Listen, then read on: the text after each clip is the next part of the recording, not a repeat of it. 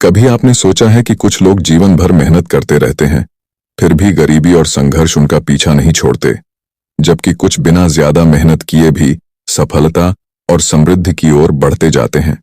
क्या यह केवल किस्मत का खेल है या इसके पीछे कुछ और वजहें हैं? नमस्कार दोस्तों, स्वागत है आप सभी का आपके अपने YouTube चैनल पर। चलिए, बिना किसी देरी के आज की प्रेरणादायक कहानी की ओर बढ़ते हैं। बहुत समय पहले की बात है। एक गांव में मोहनलाल नाम का एक साधारण किसान रहता था। मोहनलाल का घर एक कच्ची झोपड़ी थी, जिसकी दीवारें मिट्टी की थीं और छप्पर हर बार बारिश में टपकता था। उसके 5 बेटे थे, लेकिन उनमें से कोई भी काम नहीं करता था। पूरा दिन इधर उधर घूमकर वक्त बिताते। मोहनलाल सुबह सुबह खेतों में काम करने जाता और रात को घर लौटकर जैसे तैसे खाना बनाता। एक शाम जब मोहनलाल थका हारा अपने घर लौट रहा था, तो उसे गांव की बुजुर्ग महिला, जिसे सभी अम्मा कहकर बुलाते थे, रास्ते में मिली। अम्मा ने मोहनलाल की हालत देखी और सोच में पड़ गई।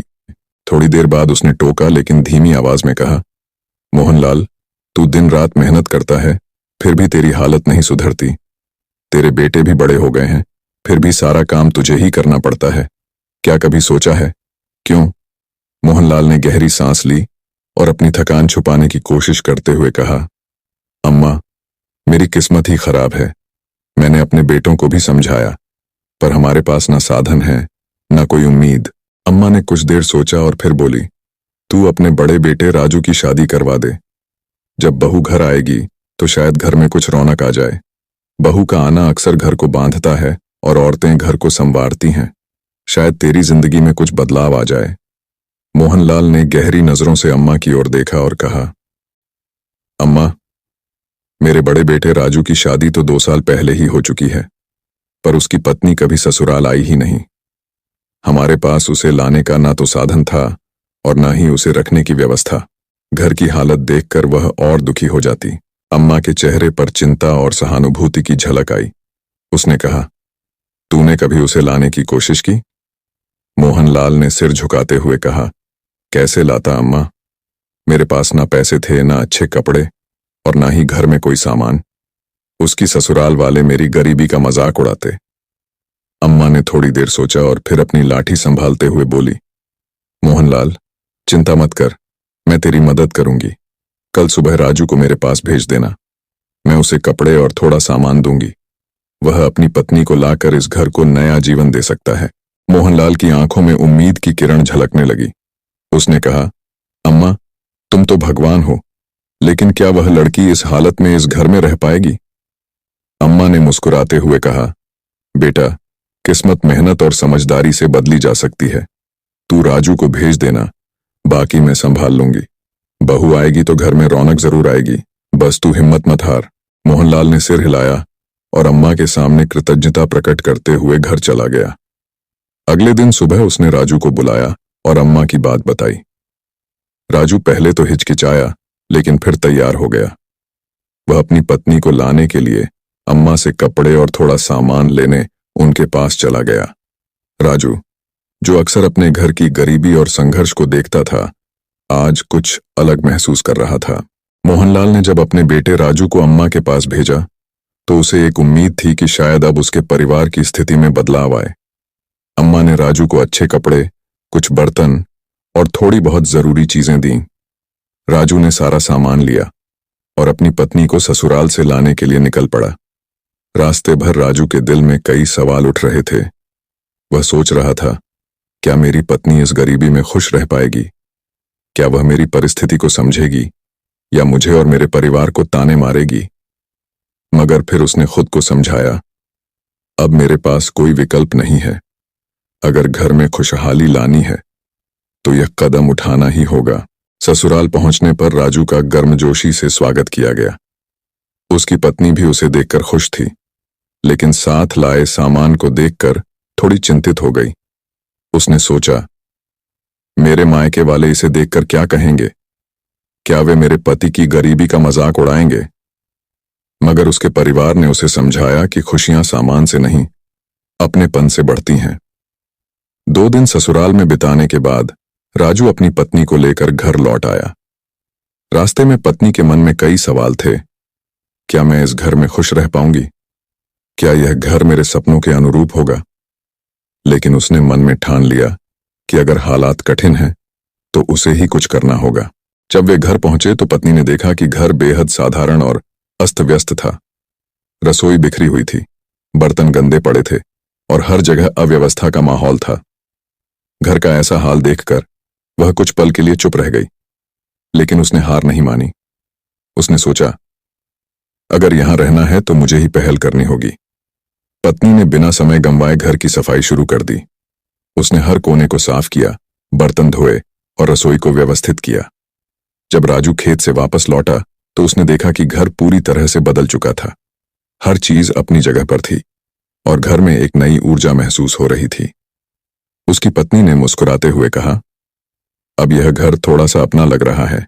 अगर हम सब मिलकर मेहनत करें तो यह घर हमें खुशहाल बना सकता है। उस रात जब पूरा परिवार एक साथ बैठा तो पत्नी ने सबको संबोधित करते हुए कहा, हम सब मिलकर इस घर को बेहतर बना सकते हैं। अगर हम इसे ऐसे ही छोड़ देंगे तो यह स्थिति कभी नहीं बदलेगी। हमें एकजुट होकर सफाई, कामकाज और अपने खेत व्यवसाय पर ध्यान देना होगा।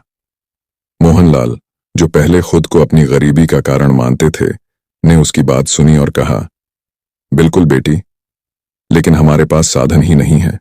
फिर भी अगर तुम्हें विश्वास है तो मैं भी कोशिश करूंगा। पत्नी ने उत्साह से कहा, साधन नहीं है, लेकिन मेहनत और समझदारी से हम सब कुछ बदल सकते हैं। सच्ची मेहनत कभी बेकार नहीं जाती। अगले दिन से पूरा परिवार जुट गया। राजू ने अपने भाइयों को समझाया और खेत में काम करने के लिए प्रेरित किया। पत्नी ने सफाई को अपनी दिनचर्या बना लिया। धीरे धीरे घर का माहौल बदलने लगा। रसोई में हर चीज व्यवस्थित रहने लगी और अब बर्तन कभी गंदे नहीं रहते थे। पत्नी ने खेतों में नई फसल लगाने का सुझाव दिया। पहले जहां मोहनलाल की जमीन पर कम फसल होती थी, अब मेहनत और समझदारी से फसल बढ़ने लगी। कुछ महीनों में घर की स्थिति पूरी तरह बदल गई। पहले जहां घर में उदासी और गंदगी थी, अब वहां सफाई और खुशहाली थी।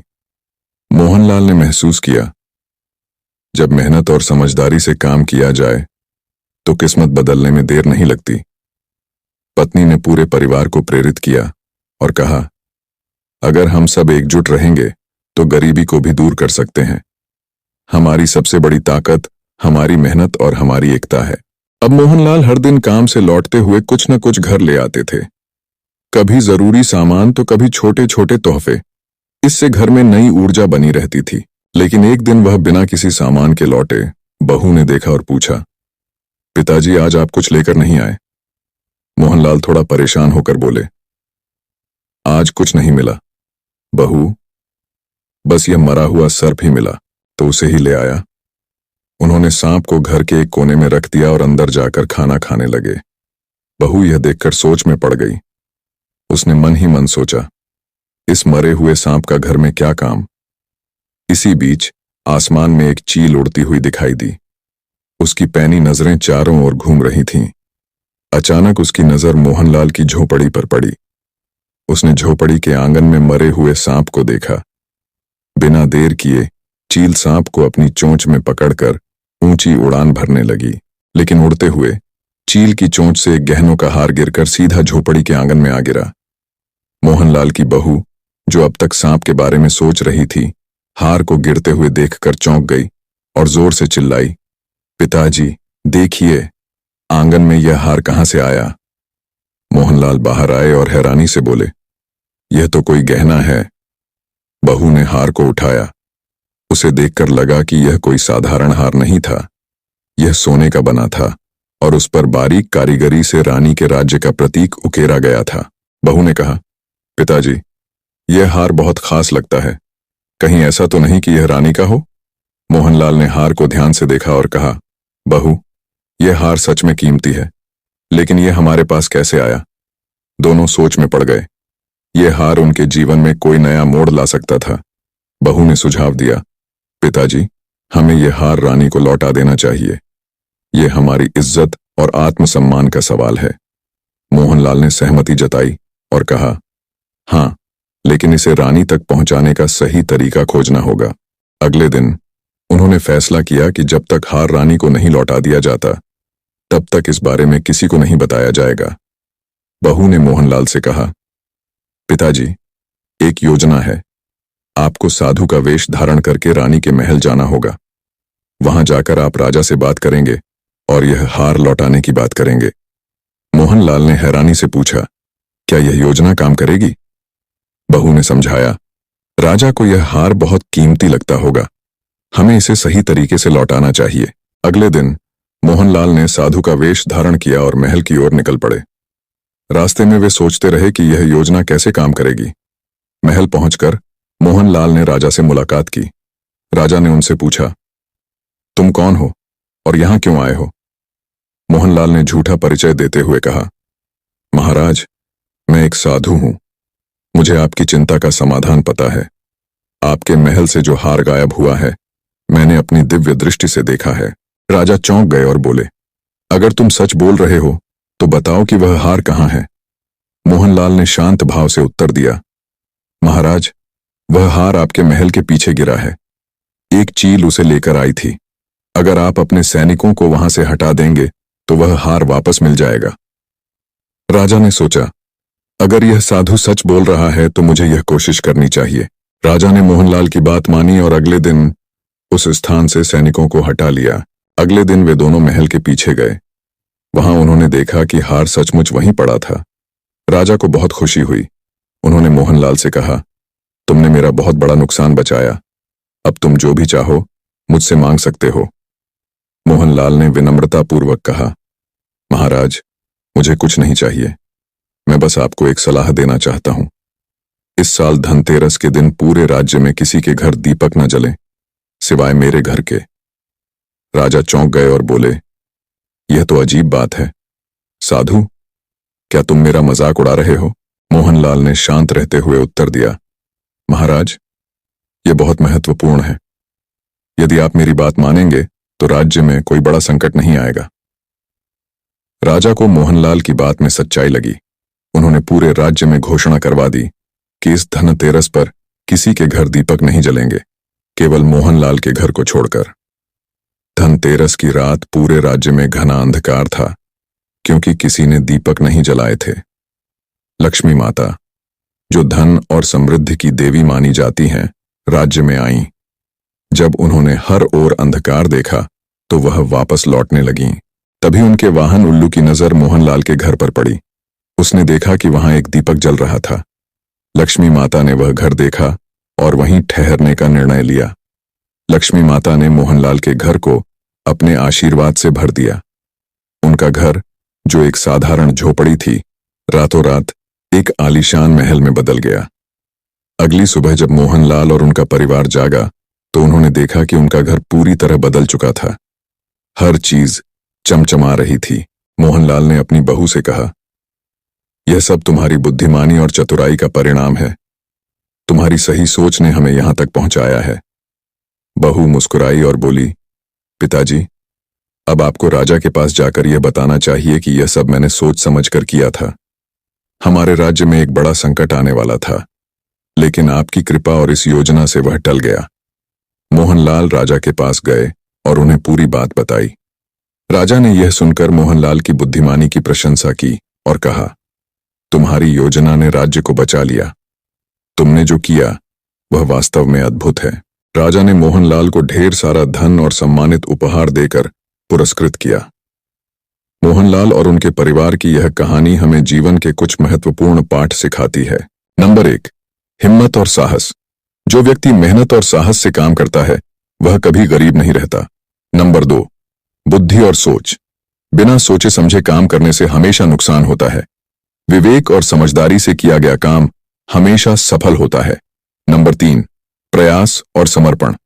समय के साथ जो व्यक्ति प्रयास करता है वही सफलता और समृद्धि पाता है। नंबर 4, आत्मनिर्भरता।